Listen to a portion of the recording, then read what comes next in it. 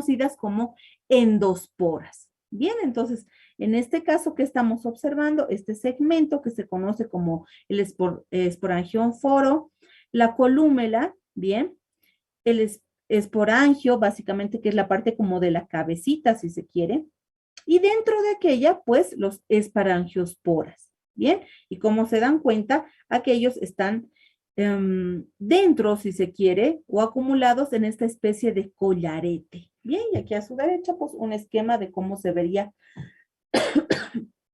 estas esporas conocidas como internas o endosporas, o en la parte superior, conidios o esporas ya de tipo externas.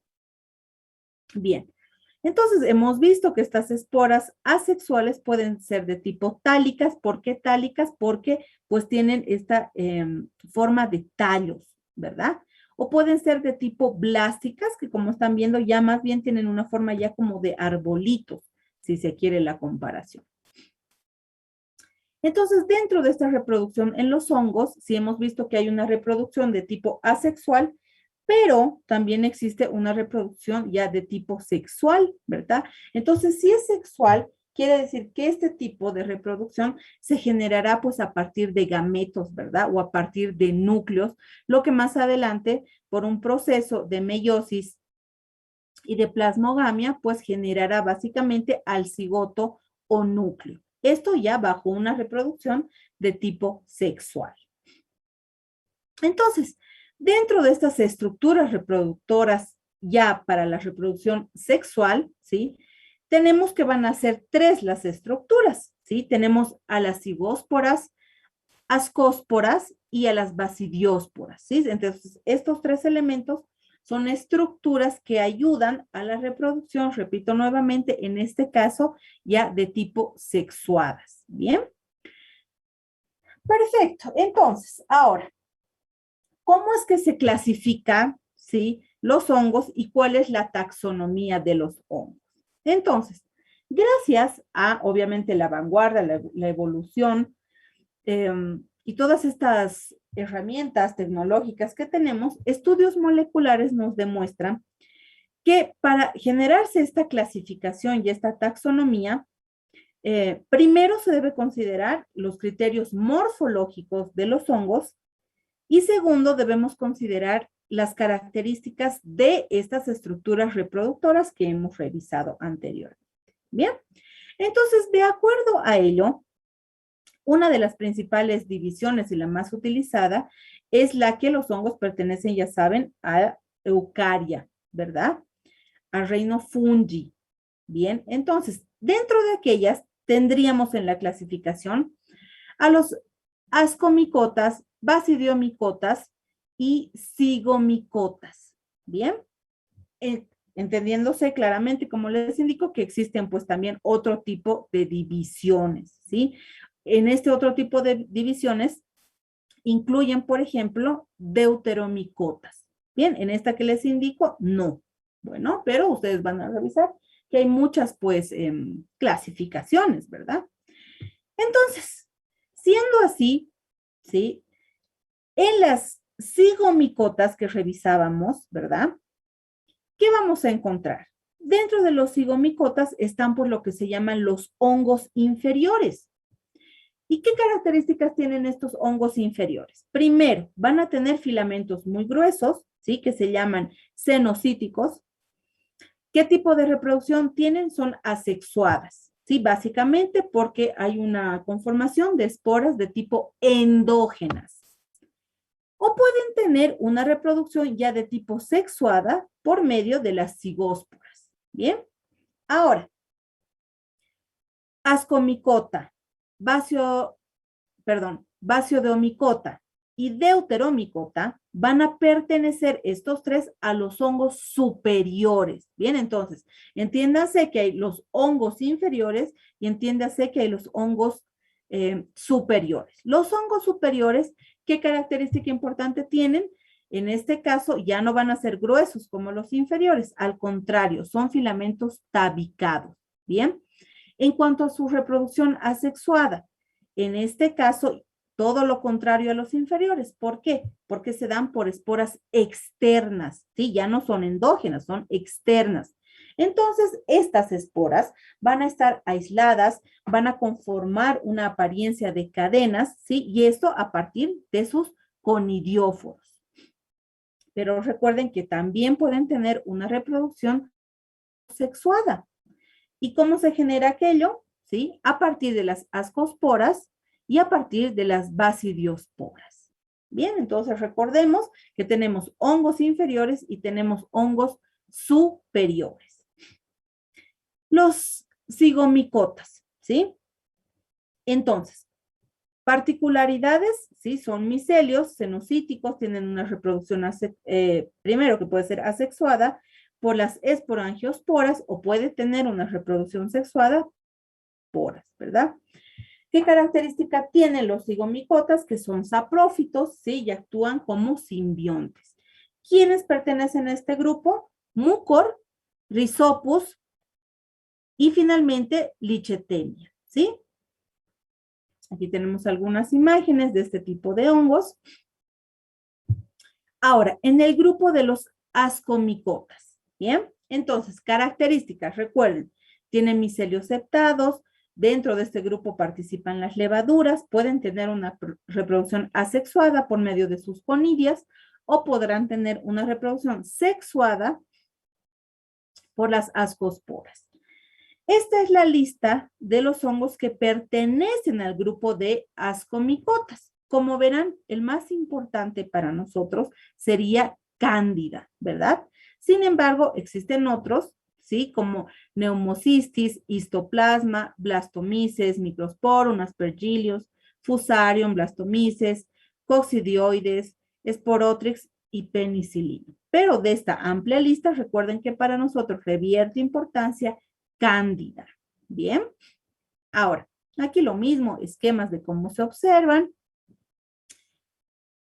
En el grupo, sí, de basidiomicotas, importante indicar que a este grupo pertenecen los macrohongos. Bien, ¿qué características tienen?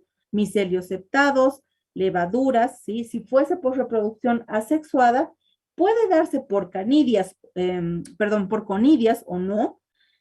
Y dentro de esta reproducción sexuada, sí se dan por basidiosporas. Bien. Este grupo, ¿sí? Basidiomicota, van a ser propios de hallarse en plantas, en el suelo. Entonces, quiere decir que son saprófitos tanto del suelo como de las plantas. ¿Y quiénes pertenecen a este grupo? Cryptococcus, Malassezia y Trichosporo. Bien. Aquí algunas imágenes de aquellos. Bien, entonces, como se dan cuenta, según esta clasificación y taxonomía de hongos, tenemos el reino fungi, ¿verdad? Dentro de aquello los hemos clasificado como cigomicotas, basidiomicotas, ascomicotas y como les indicaba, algunos incorporan a los deuteromicetos dentro de este grupo, otros no. Por eso está bueno siempre pues que conozcan diversas clasificaciones, ¿bien? Perfecto. Ahora que ya sabemos también su clasificación, su taxonomía, hablemos un poquito sobre el metabolismo, cómo se genera este metabolismo en los hongos, ¿sí? Primero, pues, los hongos son heterótrofos, ¿bien? Entonces, pueden ser aerobios o también podrán ser fermentativos. Una fuente importante que utilizan ellos para precisamente activar su metabolismo es sin duda, pues, al nitrógeno, van a utilizar mucho nitrógeno, como también utilizarán al carbono. Ahora, ¿en qué pH se sienten más cómodos los hongos, sí? Pues van a estar en un pH de 3,8 hasta 5,6, ¿bien? ¿Y a qué temperatura? Aquellos hongos que sean saprófitos, pues estarán a una temperatura de 22 hasta 30 grados centígrados, ¿bien? Y aquellos que sean ya parásitos, pues entre 30 y 37 grados centígrados. Ahora, cuando hablamos y ya empezamos a ingresar a esto importante que serían, por ejemplo, enfermedades, infecciones frecuentes, recurrentes sobre estos hongos, debemos necesariamente reconocer tres términos, ¿sí? Que van a tener, obvio, relación con las interacciones hongo-hospedero. Entonces, dentro de estas interacciones, primero vamos a entender y comprender o aprender la definición de micetismo. ¿Qué quiere decir micetismo? ¿Sí? Micetismo se entiende como el envenenamiento por los macromicetos tóxicos, ¿sí? Entonces, micetismo, relaciónenlo siempre a envenenamiento, ¿sí? Ahora, micotoxicosis. ¿Qué quiere decir la micotoxicosis? Son todos estos procesos que sean, pues, o crónicos o agudos, que se han generado por ingesta, por consumo de alimentos con toxinas de hongos. Bien.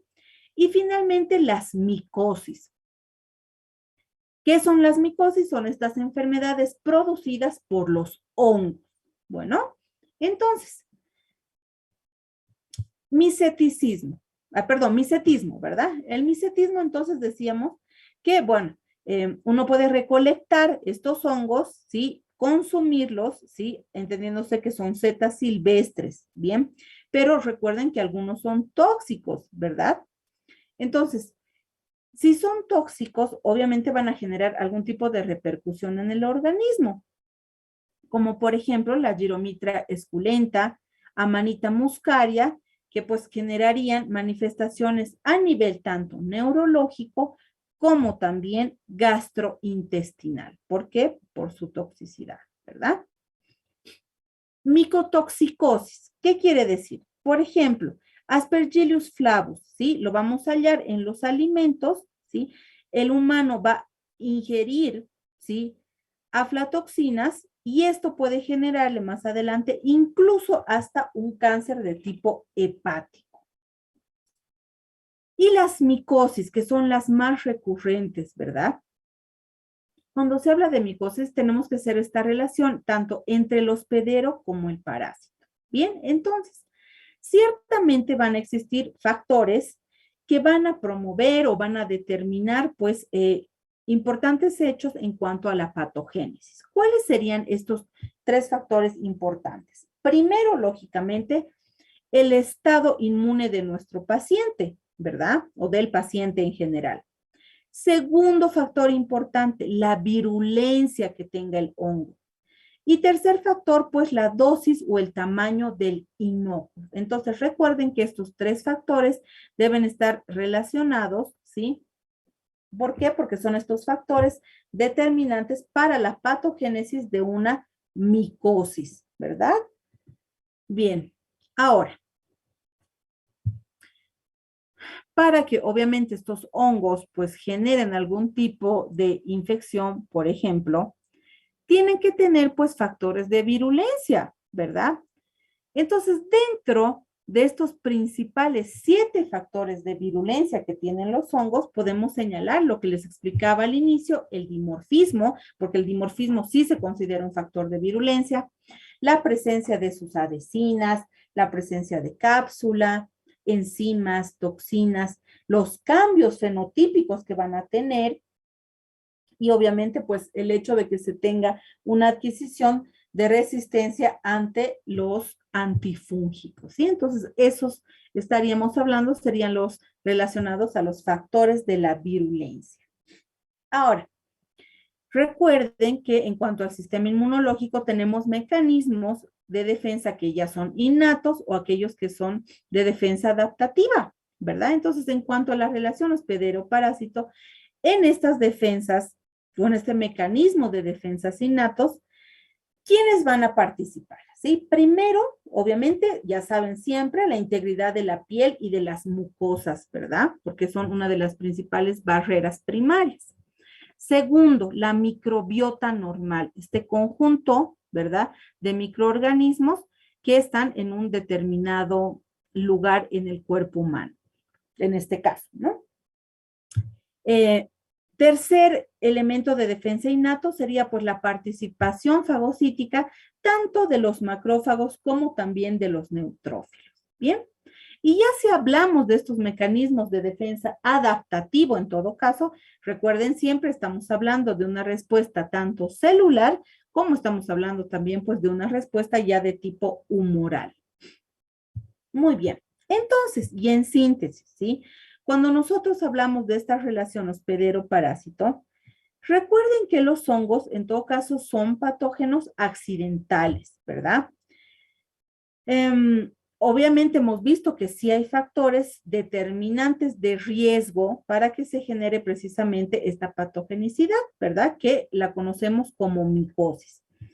Para que se dé una micosis, tiene que haber una interrelación entre 4 elementos importantes: el paciente, el ambiente, la diseminación y la afectación local. Cuando se habla propiamente del paciente, estamos hablando de los parámetros de la inhalación, la ingestión y la inoculación. Bueno, cuando hablamos del ambiente, estamos hablando básicamente ya sea del grupo de las levaduras o del grupo de los mohos. Si hablamos de la manera en la que se van a diseminar, esta diseminación puede ser hematógena, ¿sí? Puede ser únicamente en un órgano o puede darse en múltiples órganos. Y finalmente, la afectación local, ¿sí? Puede generarse una colonización o, pues en el peor de los casos, pues una infección. Todo esto, recuerden, relacionado a la micosis. Entonces, ahora que ya sabemos qué son las micosis, ¿sí? Lo que deben aprender es qué tipos de micosis se generan. Entonces, de acuerdo a ello, tenemos 4 tipos de micosis, ¿bien? Aquellas superficiales, subcutáneas, sistémicas, endémicas, y las sistémicas por oportunistas. En el primer grupo, en las micosis superficiales, ¿qué ejemplos podemos señalar? ¿Sí? La dermatofitosis o tiñas, la pitiriasis versicolor, la onicomicosis. Dentro del grupo de las subcutáneas podemos citar esporotricosis, micetomas, cromoblastomicosis. En las sistémicas endémicas estaríamos hablando de histoplasmosis, paracoccidioidomicosis y coccidioidomicosis. ¿Bien?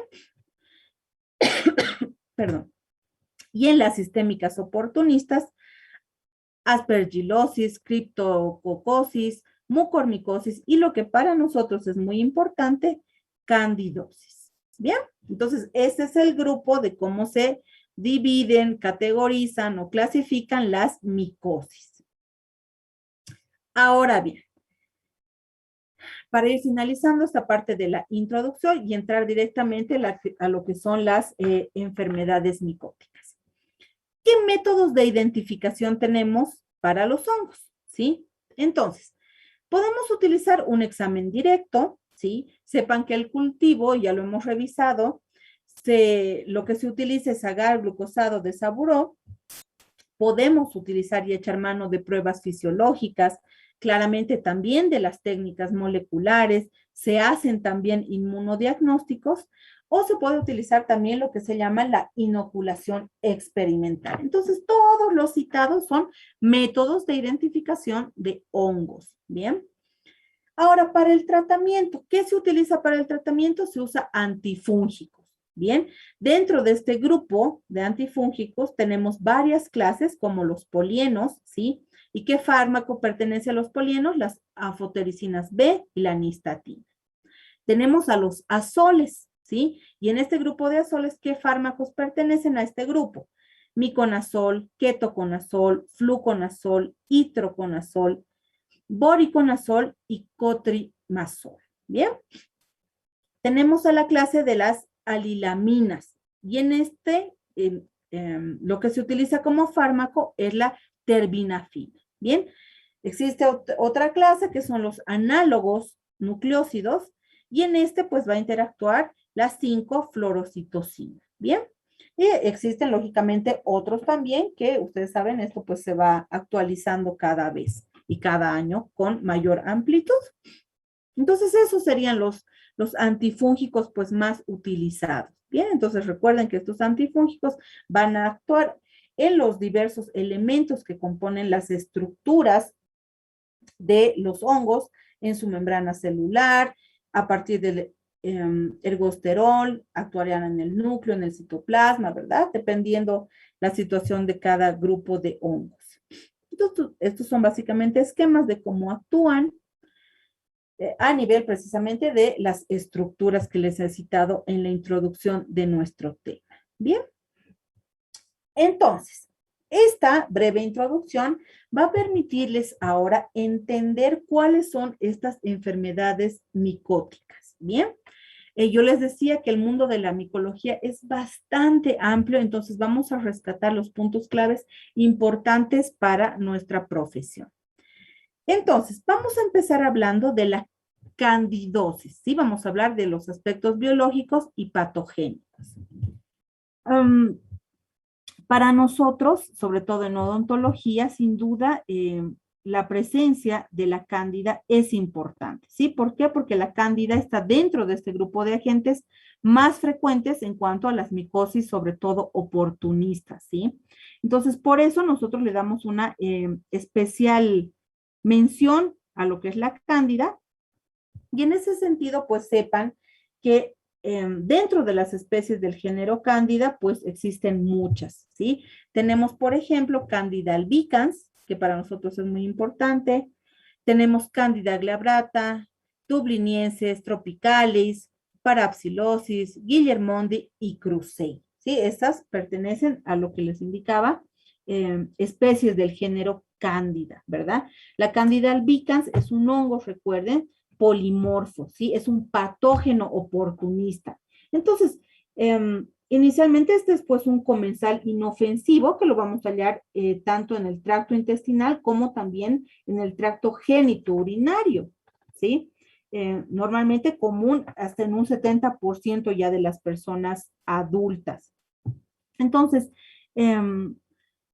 mucho se le ha atribuido, ¿sí?, a las características propias del metabolismo de esta Cándida albicans en cuanto a su forma directa o indirecta con la patogenicidad. Bien, entonces, ¿por qué? Porque este metabolismo está directamente relacionado a los carbohidratos. Bien, entonces por eso se le atribuye muchas de sus factores de virulencia, precisamente por su apetencia a estos carbohidratos.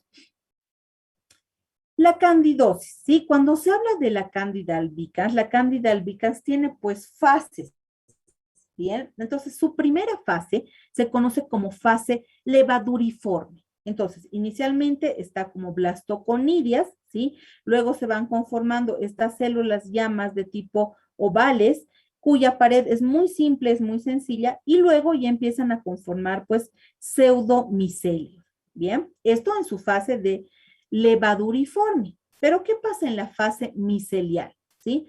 Miren ustedes, ya se empiezan a generar estas hifas septadas, estas que son hifas ramificadas, como con ramitas, ¿sí? Y finalmente, pues, la aparición ya de las clamidosporas. Esto en la fase micelial. Entonces, aquí vemos Cándida albicans, ¿sí? Cómo tiene la conformación de sus clamidosporas que se van intercalando, ¿sí? Y finalmente, en la parte más terminal, las clamidosporas llamadas terminales.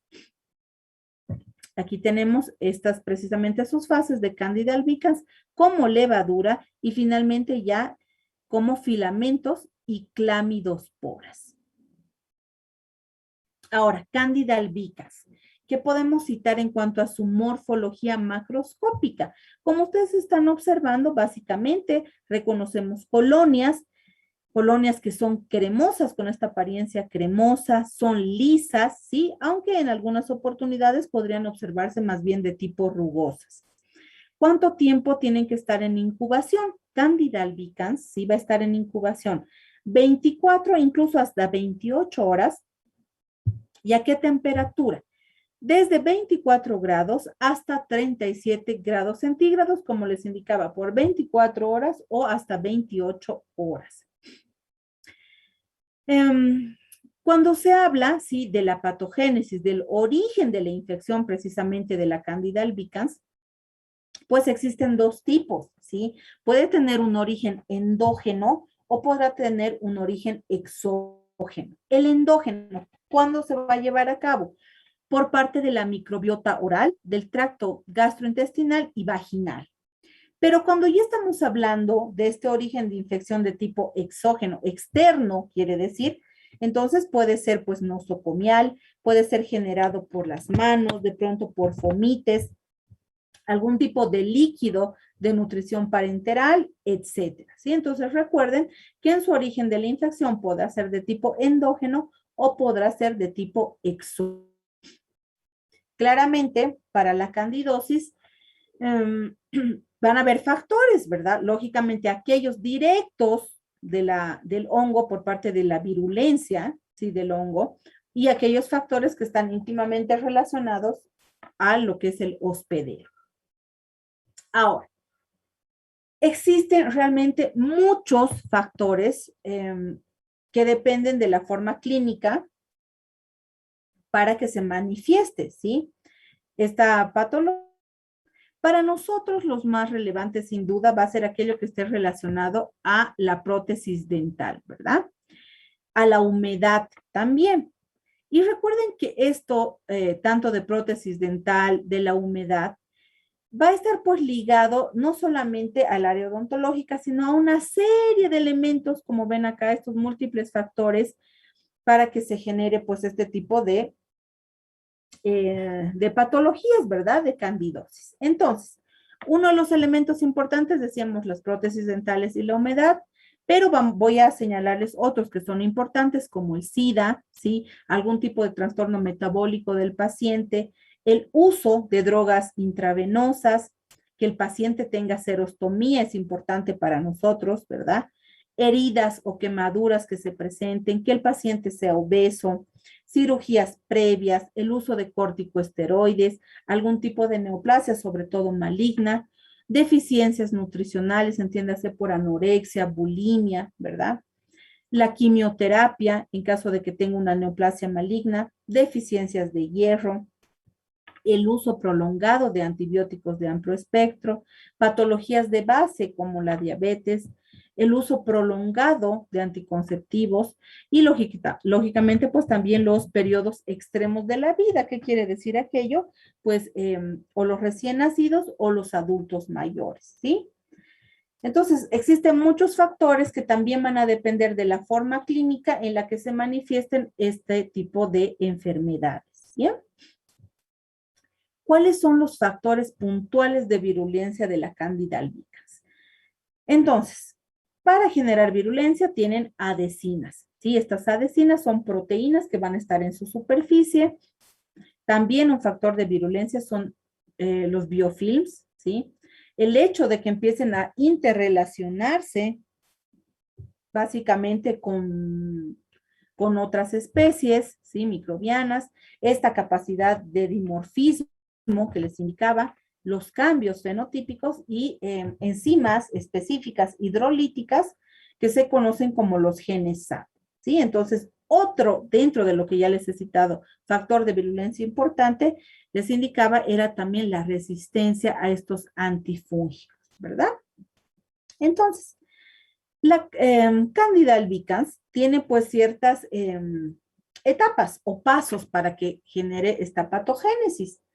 Y dentro de estos pasos se inicia con lo que viene a ser la adherencia y la colonización de Candida albicans. Luego de adherirse y colonizarse, va a buscar siempre la penetración, ¿verdad? Entonces, ¿cómo genera esta penetración? Precisamente, pues, porque empieza a producir estos tubos germinales, ¿verdad? Y finalmente, dentro de esta última etapa, si se quiere, va a ser pues ya que el cuerpo va a presentar una respuesta inflamatoria de tipo aguda. ¿Bien?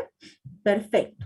Ahora, entonces, dentro de Candida albicans hemos visto que se genera lo que es la candidiasis, ¿verdad? Ahora, tenemos que dentro de esta candidiasis se va a representar de manera clínica como una candidiasis mucocutánea, ¿sí? Cutánea, mucocutánea crónica o invasora. Entonces pueden ser y tomar cualquiera de estos cuatro caminos. Si es mucocutánea, ¿sí? Estamos hablando de una bucal, una digestiva, una genital. ¿Bien? Si estamos hablando de la cutánea, estamos hablando básicamente por intertrigos y unguial. Y si fuese de tipo invasora, estamos hablando de la uni o multifocal. Bien, entonces es más o menos un algoritmo de cómo se clasifica candidiasis según sea mucocutánea, cutánea, mucocutánea crónica o invasora. ¿Sí? Un flujograma de aquí. Entonces aquí tenemos ciertos casos clínicos. Por ejemplo, a la izquierda ustedes están viendo una candidosis pseudomembranosa, como les decía, con este factor importante que es el VIH, un paciente VIH positivo. Vemos también a su derecha una queilitis, en este caso queilitis bilateral angular, en una paciente adulto mayor anciana que, bueno, ha sido sometida a terapia prolongada de antidepresivos, por ejemplo. ¿Qué estamos observando? A su izquierda, ¿sí?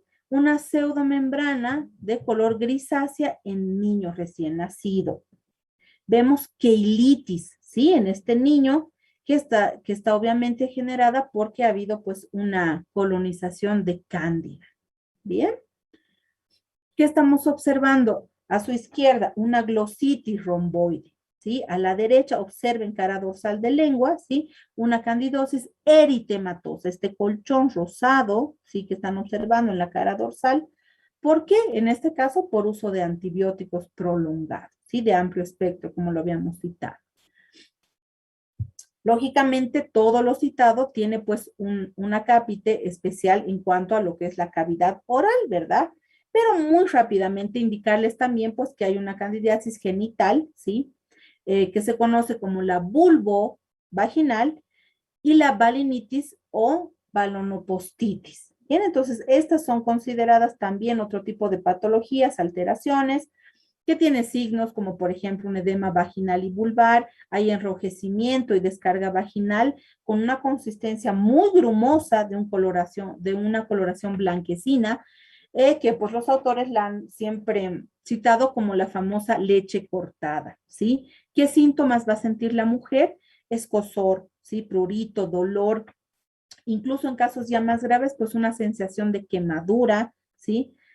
Y este diagnóstico, obviamente lo vamos a hacer siempre con una anamnesis exhaustiva, considerando los síntomas, los signos clínicos y obviamente los exámenes de laboratorio, ¿verdad? En esta candidiasis vulvovaginal, obviamente, primero citarles que no es una enfermedad de transmisión sexual, ¿bien? En todo caso, para que se produzca, van a existir variables, como por ejemplo factores genéticos, el embarazo, ¿sí? Por ejemplo, una diabetes mellitus que no esté controlada, anticonceptivos orales de uso muy prolongado, corticosteroides también en ciertas terapias. Incluso artículos, papers, nos señalan que el hecho de utilizar una ropa íntima de material sintético y muy ceñida, muy ajustada, podría ser también un factor importante. Terapias antimicrobianas, ya lo hemos citado, algún tipo de dispositivo intrauterino, lógico, tener una higiene, un aseo. La alta frecuencia en los coitos, también los papers nos reportan que pueden ser uno de los factores, y lógicamente muy asociado a lo que sería una diabetes mellitus, pues la ingesta excesiva de azúcares. Bien. ¿Cuándo vamos a considerar una candidiasis vulvovaginal? ¿Sí? Recurrente. A la recurrente la definimos como 4 episodios al año, ¿sí? Donde existan 2 cultivos positivos. Entonces, bajo esta condición, sabemos que hay una candidiasis vulvovaginal de tipo ya recurrente en la paciente, ¿sí? La balanitis tiene también factores de riesgo como la pareja sexual, que tenga pues una candidiasis, una higiene deficiente, el uso prolongado de amplio espectro, una diabetes que no esté controlada, paciente que esté recibiendo quimioterapia, que utilice corticosteroides, algún tipo de inmunosupresores también, o incluso que tenga SIDA, ¿bien? ¿Cómo se va a manifestar esta balinitis? ¿Sí? la piel que esté cubriendo el glande, muchas pseudomembranas, va a tener la presencia de vesículas, va a tener presencia de pústulas, ¿bien? Entonces son algunos elementos para considerar en este tipo de balinitis. Hemos dicho que para que se genere esta candidiasis cutánea y unguial van a existir pues muchos.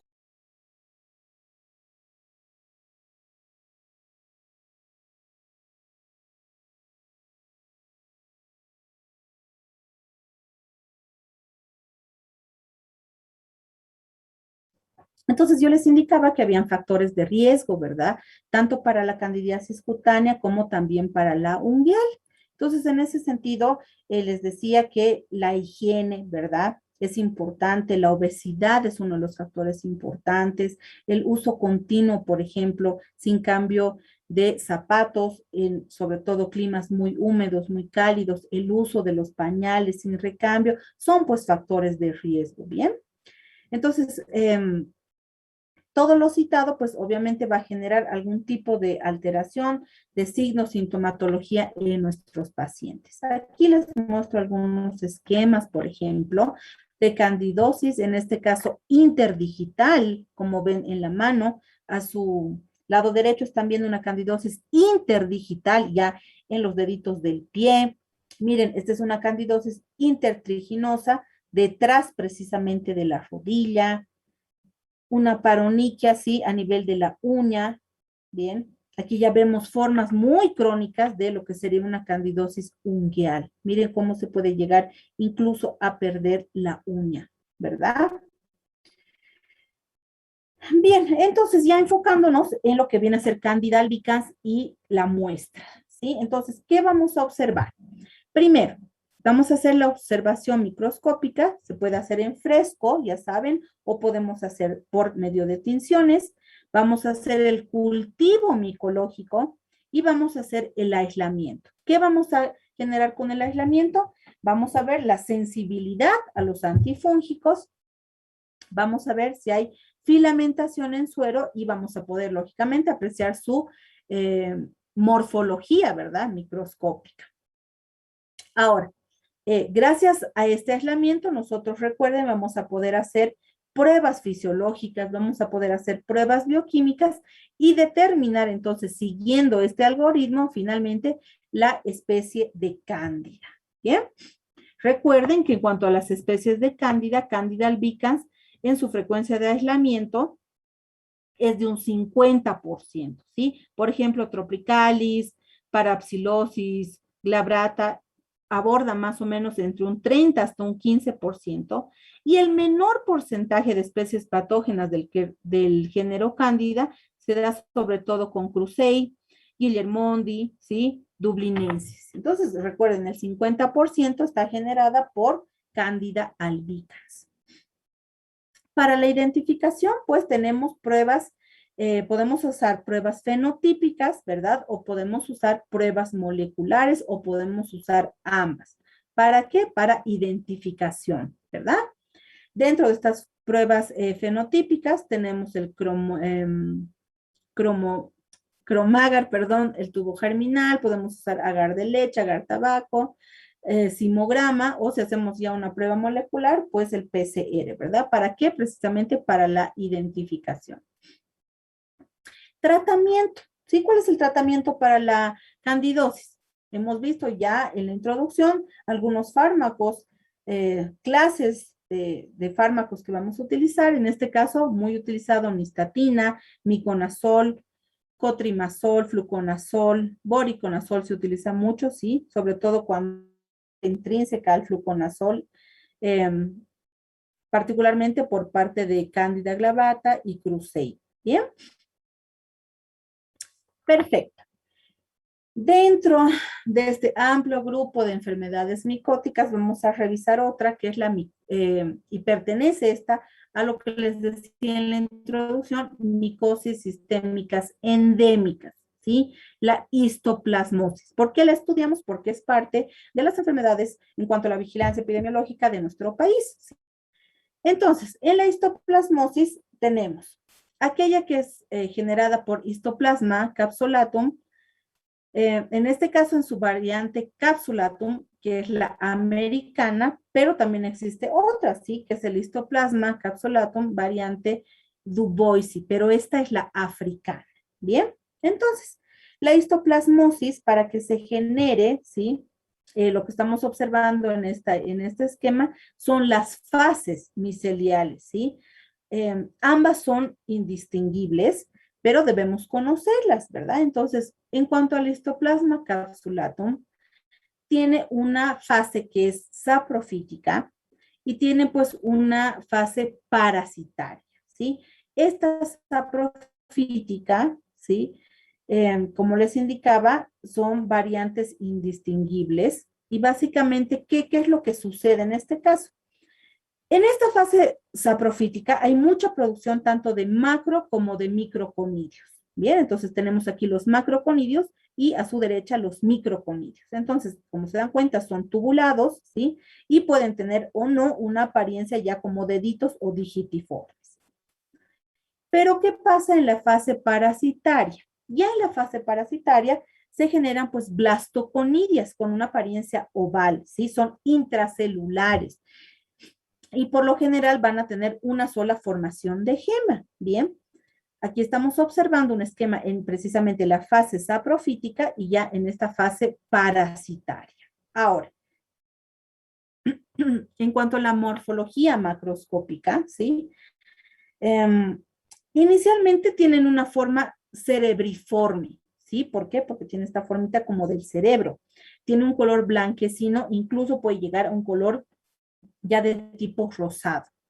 Y después, sí, con las horas, con los días, van a tener una apariencia ya de tipo vellosa, con un color mucho más blanco, o incluso que puede llegar, como vemos en este esquema, ya de un color más parduzco.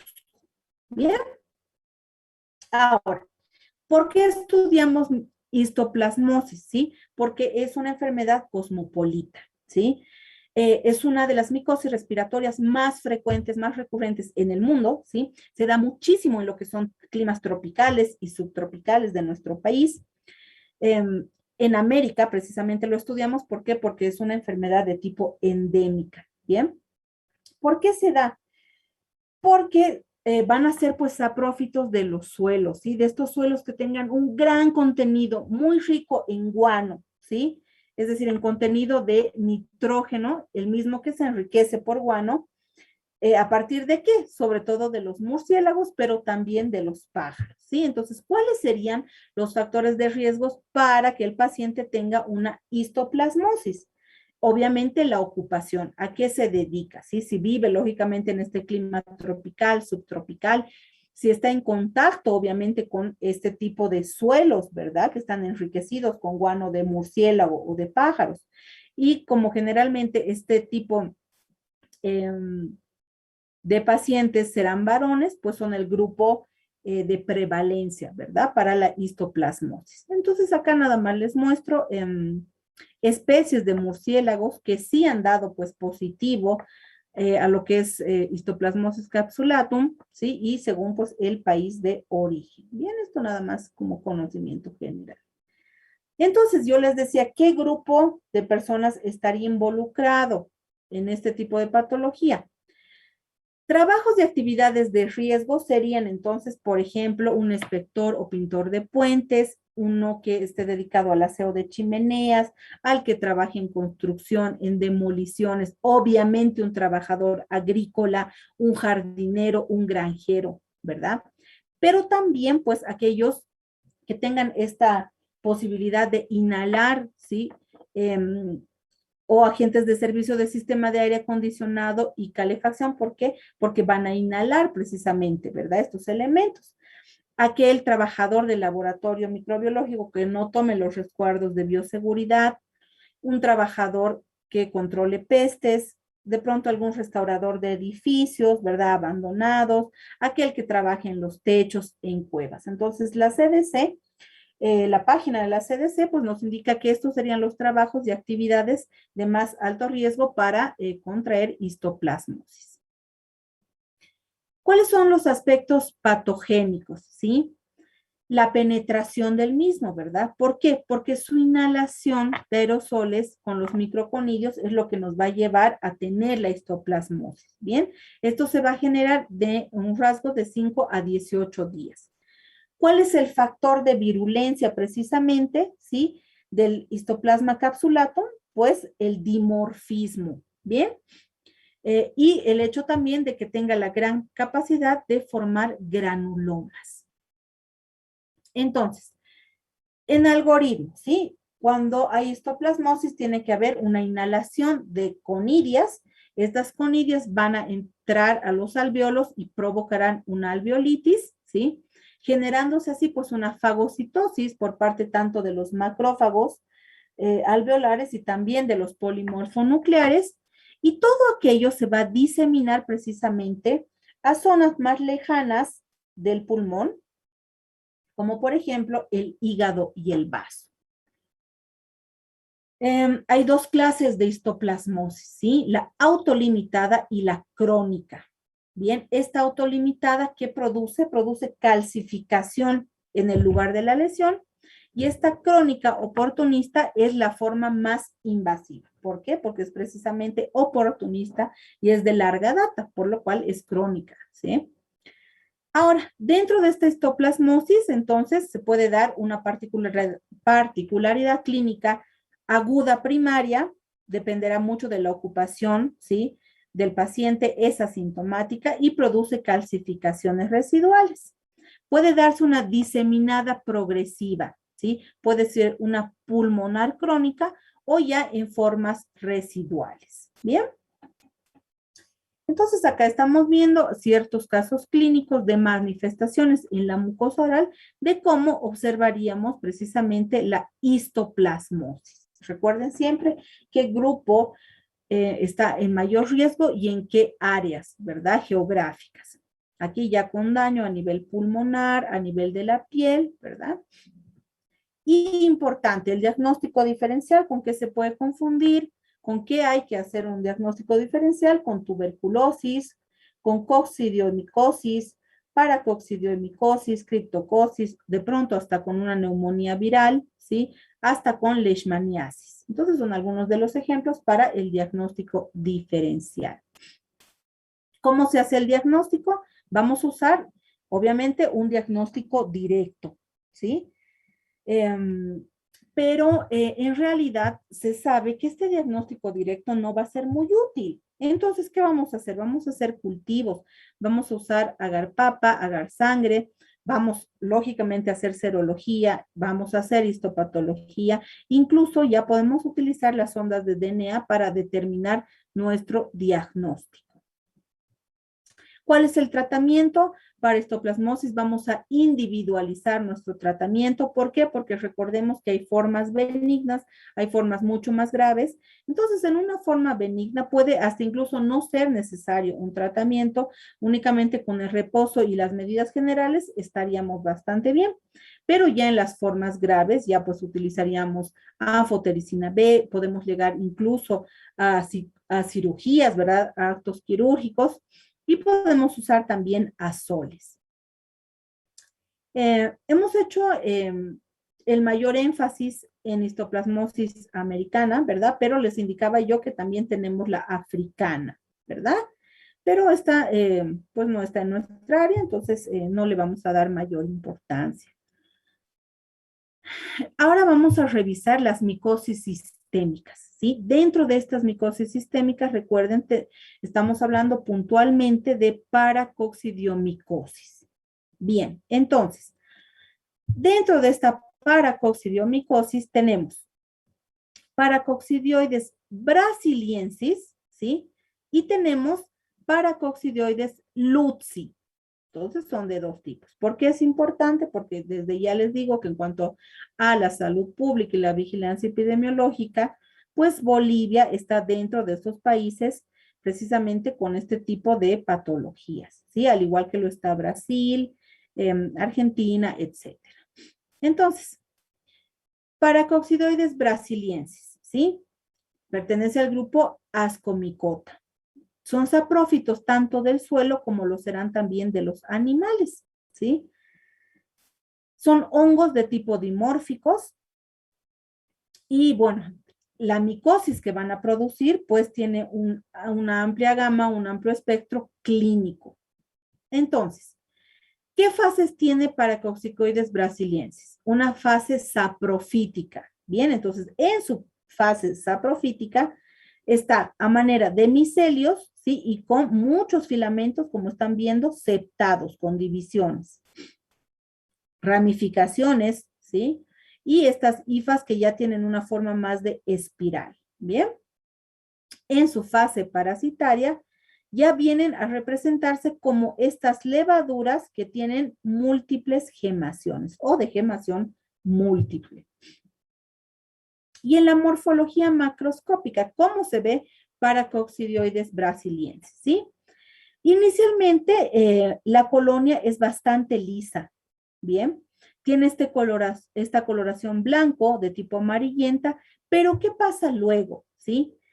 Estas colonias son más bien de tipo plegadas, tienen una apariencia aterciopelada, incluso van a virar un color pues ya más café, ¿sí? Con el reverso ya con un color café amarillento. Esas serían sus particularidades morfológicas macroscópicas. Esta enfermedad, ¿sí? Paracoccidiomicoides, es endémica, por eso revierte importancia para nuestro estudio, porque es endémica en Latinoamérica, ¿sí? Lo será tanto en Brasil, en Argentina, en Colombia, en Venezuela y obviamente también en nuestro país, ¿sí? ¿Dónde va a ser frecuente hallar? ¿Sí? Sobre todo en las áreas rurales, en las áreas suburbanas, muy frecuente en la selva húmeda, en los cultivos de café, en los cultivos de tabaco. Y lo vamos a aislar del suelo, ¿sí? Vamos a aislarlo en armadillos, en perros, incluso hay estudios que indican que se los ha encontrado hasta en pingüinos, ¿bien? Entonces, ¿cuáles son los factores predisponentes? Será pues tener el sexo masculino, tener un rango etario entre los 30 y los 60 años, ser un trabajador agricultor o, bueno, por ende, algún tipo de relación con trabajos de suelo. Bien, ¿cuáles son sus aspectos patogénicos? Entonces, la penetración, lógicamente, ¿cómo se da? Se va a dar por inhalación. ¿Qué se inhalan? Se inhalan las esporas, ¿sí? Otro aspecto patogénico va a ser el dimorfismo térmico que sufren y obviamente también va a estar muy relacionado a los nutrientes, ¿sí? ¿Por qué? Porque los nutrientes, los factores nutricionales son pues importantes para su patogenicidad. Bien, aquí tenemos una lista de los factores de virulencia de paracoccidioides, ¿sí? Entonces, como se dan cuenta, hay muchos elementos de virulencia para que se genere pues la enfermedad. Ahora, dentro de estos importantes sería el GP43, porque este es el antígeno inmunodominante, ¿sí? Y dentro de él, pues se conocen que hay 6 genotipos. Y tenemos lo que es el receptor para el 17 beta estradiol, y esto es lo que va a impedir básicamente su transformación hacia un estado de levadura. Entonces, este es el algoritmo, ¿sí? De lo que sucede después de que básicamente hay una inhalación, ¿sí? De las propágulas que son infectantes. Puede haber una fase asintomática y en esta fase asintomática en general hay un equilibrio, un balance entre el hospedero y el parásito. Bien. Aquí los TH1 que van a hacer van a controlar la infección y los TH2 van a todo lo contrario, van a llevar a una evolución de la enfermedad. Entonces, en esta fase asintomática pueden haber 2 rutas, 2 caminos, una regresiva o todo lo contrario, una progresiva, donde si ya es progresiva es sintomática y al ser sintomática, lógicamente, pues ya hay formas clínicas, ¿verdad?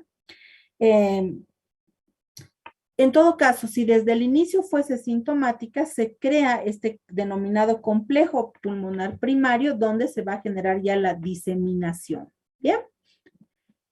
Entonces, paracoccidiomicosis puede ser de tipo infección, ¿sí? O causar la enfermedad. En la enfermedad, ¿cómo se hace el flujograma? Entendiéndose de acuerdo a su clasificación.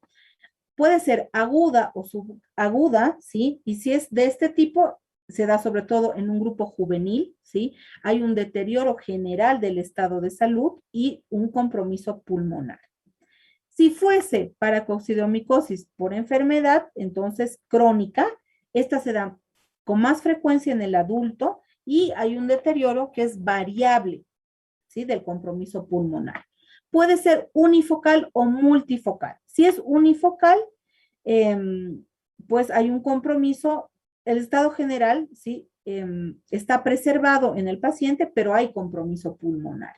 Y si es multifocal, hay un deterioro variable. ¿Por qué? Porque hay un proceso multisistémico de la enfermedad, el cual se va a manifestar ya pues con lesiones, no solamente a nivel de la piel, lo hará también a nivel de las mucosas. Acá observamos ciertas manifestaciones orales precisamente de paracoccidiomicosis. En este primer ejemplo a su izquierda, paciente edéntulo en todo el reborde alveolar superior, incluso abordando un poco de lo que viene a ser paladar duro en las arrugas palatinas. Y observen también en este paciente a su lado derecho, ¿verdad? Entonces, estas son las manifestaciones orales de paracoccidiomicosis. Sin embargo, no solo las manifestaciones van a ser orales, perdón, van a tener manifestaciones cutáneas, en este caso, por ejemplo, a nivel de la nariz, ¿sí? Puede ser a nivel del pie también, a nivel del cuello, ¿sí? Generando adenopatías, incluso puede llegar a generar hepatoesplenomegalia, ¿sí? Entonces son varias las repercusiones clínicas que tienen. Manifestaciones pulmonares, hay manifestaciones óseas, ¿sí? ¿Y cuál sería su diagnóstico diferencial? Tuberculosis, histoplasmosis, ¿sí? Coccidiomicosis, linfomas, dentro de las principales.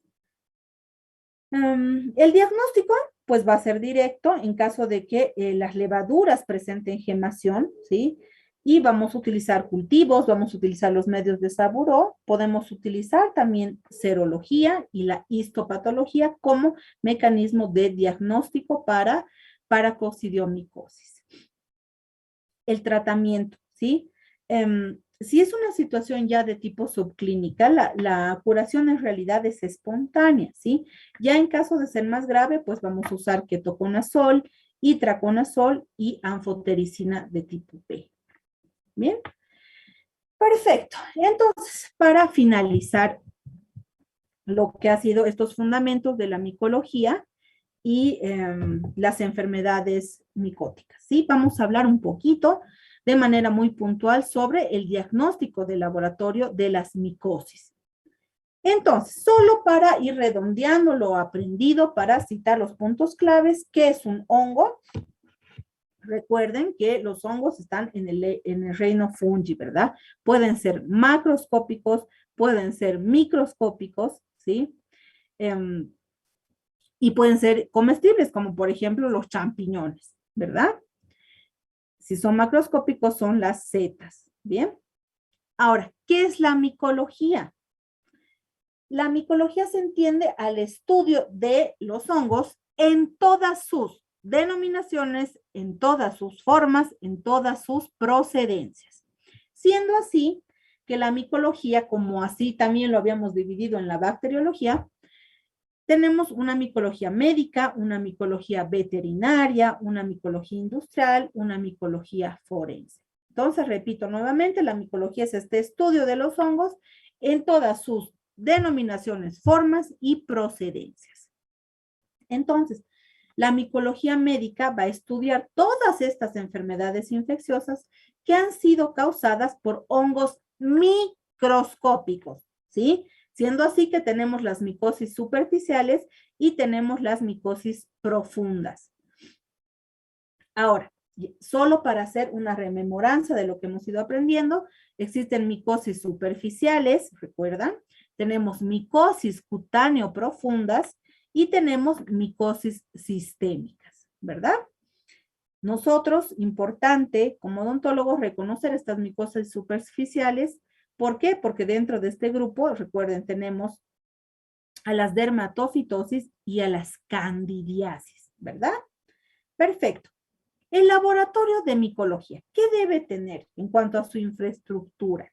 Bueno, obviamente tendrá un área para nuestra toma de muestras, sí, pero propiamente el laboratorio tendrá pues una oficina, ¿verdad? Tendrá un área para la recepción de la muestra, un área donde preparemos los medios de cultivo, ¿verdad?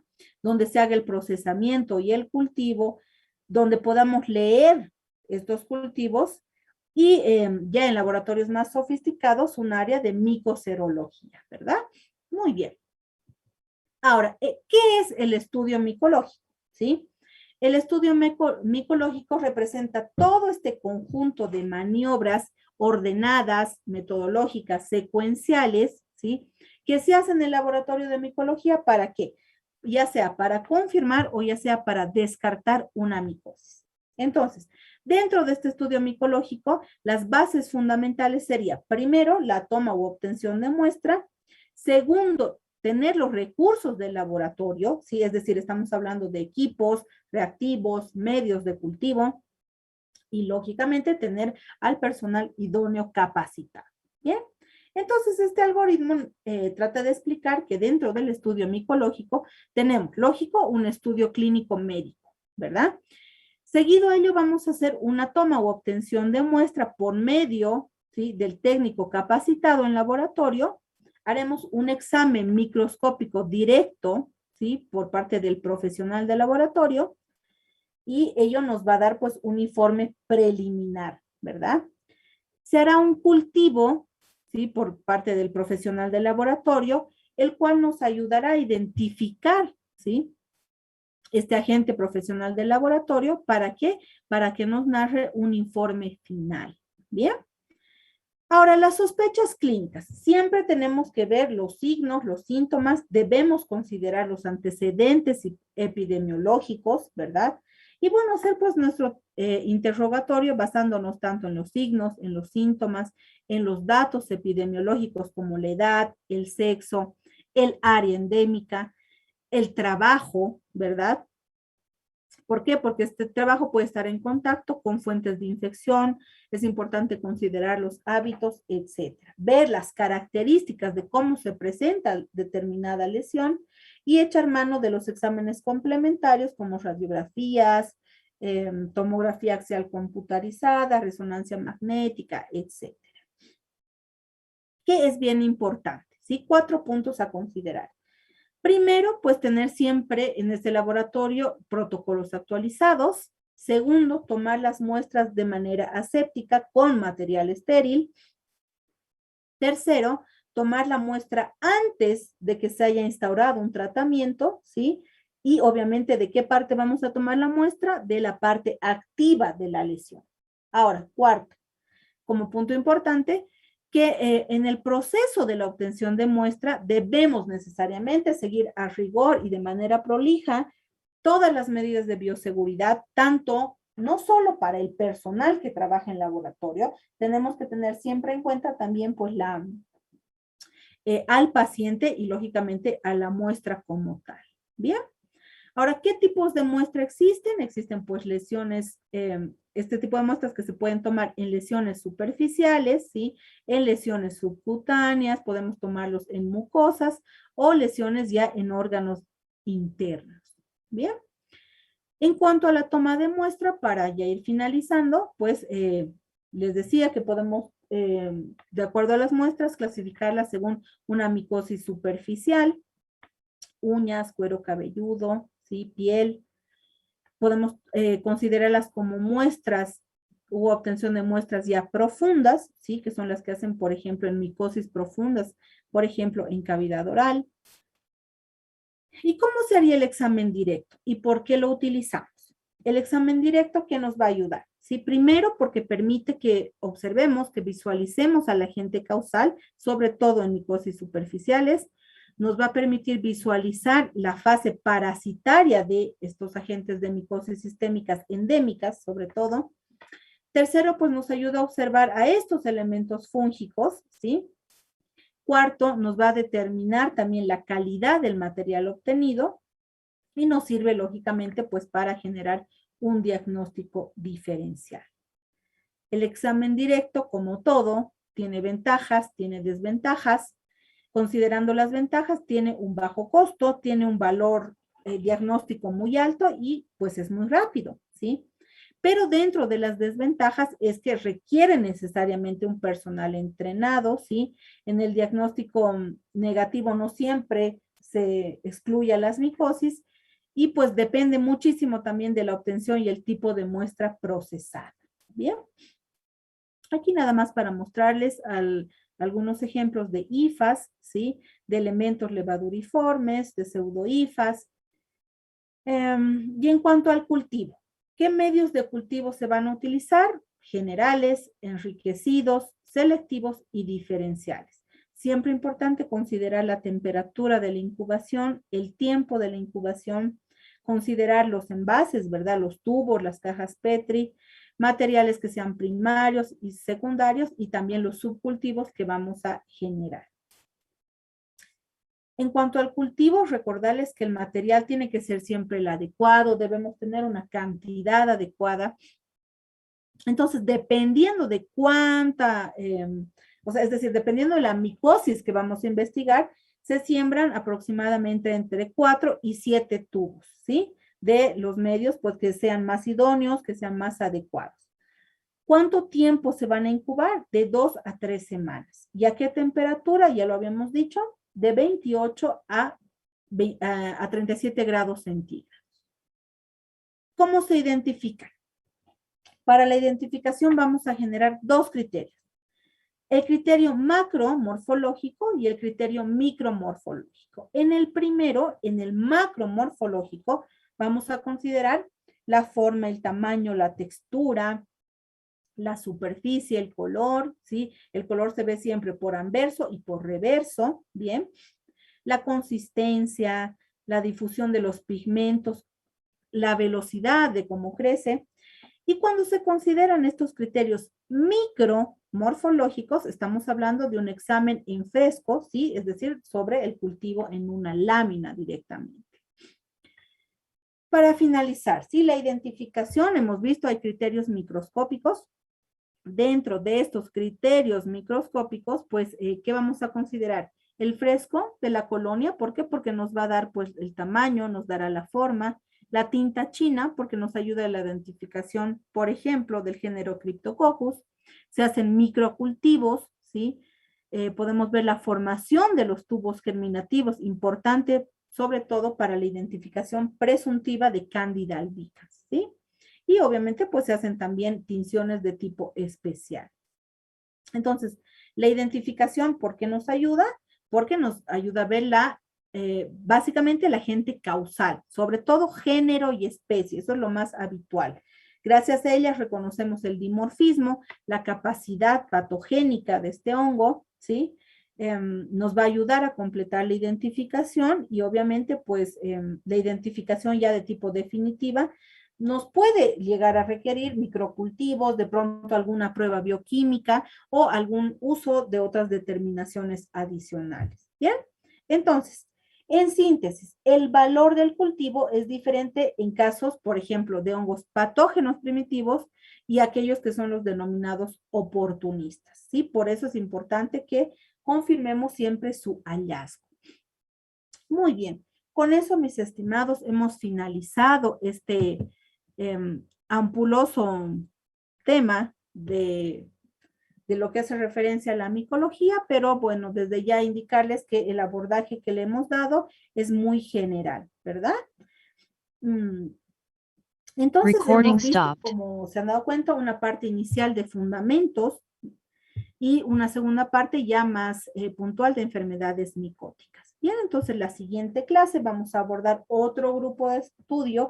En este caso hablaremos ya de la virología y de la misma manera haremos una parte introductoria y iremos revisando uno a uno los más importantes virus a ser reconocidos. Bueno, agradezco como siempre su tiempo, valoro que ustedes estén acá con entusiasmo y responsabilidad para aprender más. Y bueno, nada más desearles que siempre estén bien de salud, cuídense mucho y nos reencontramos la siguiente semana para una nueva clase magistral sincrónica. Bueno, muchas gracias y buenas tardes a todos. Gracias por su